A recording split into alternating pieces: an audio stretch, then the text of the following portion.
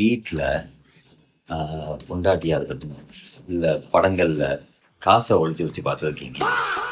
ஏன்னா புருஷன் எடுத்துகிட்டு போயிடுவான், செலவழிச்சிடுவான் அப்படின்னு சொல்லி காசை ஒழிச்சு வச்சு நீங்கள் பார்த்துருக்கீங்க. ஆனால் எங்கள் வீட்டில் ஒரு டிஃப்ரெண்ட்டாக ஒன்று நடக்கும். என்ன அப்படின்னு கேட்டிங்க அப்படின்னா, என் பொண்டாட்டி இருக்கால, அவள் ஒன்று தெளிவாக பண்ணுறேன் அப்படின்னு சொல்லிட்டு ஒன்று பண்ணுவாள். என்னென்னா அப்போ காட்டுறேன் பண்ணுறேன். இதுதான் அவள் கப்போடைய சுட்டு இதே கையை உள்ளே விட்டு தொலாவணும் வச்சுக்கோங்களேன். மாட்டிச்சு.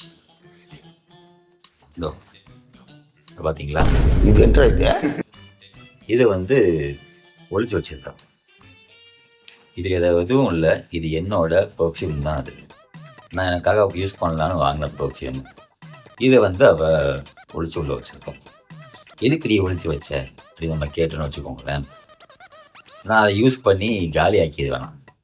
அதனால இதை வாங்கினவ அப்படியே அதை ஒழிச்சிருந்தா உள்ள, எனக்கு தெரியாதுன்னு நினச்சிக்கிட்டு இதுக்குள்ளே ஒழிச்சு வச்சிருந்தேன். ஒரு தடவை கை விட்டு எடுத்ததுக்கு இந்த பெர்ஃப்யூம் ஓகேங்களா, இன்னொரு தடவை கை விட்டு எடுத்தேன்னு வாங்கிக்கிறேன், இன்னொன்று மாட்டேன்.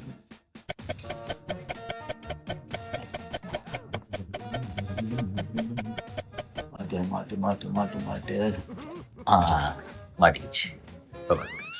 இதோ இதுவும் எந்த தான். சரி, ஒழிச்சு வச்சதுக்கா ஓகே. இது யூனிசெக்ஸாக இருந்தாலும் பரவாயில்ல, சரி அவன் தேவைப்படும் அப்படின்னு ஒழிச்சு வச்சதுக்கா அப்படின்னு சொல்லலாம். இது நான் யூஸ் பண்ணுற பர்ஃப்யூம். அது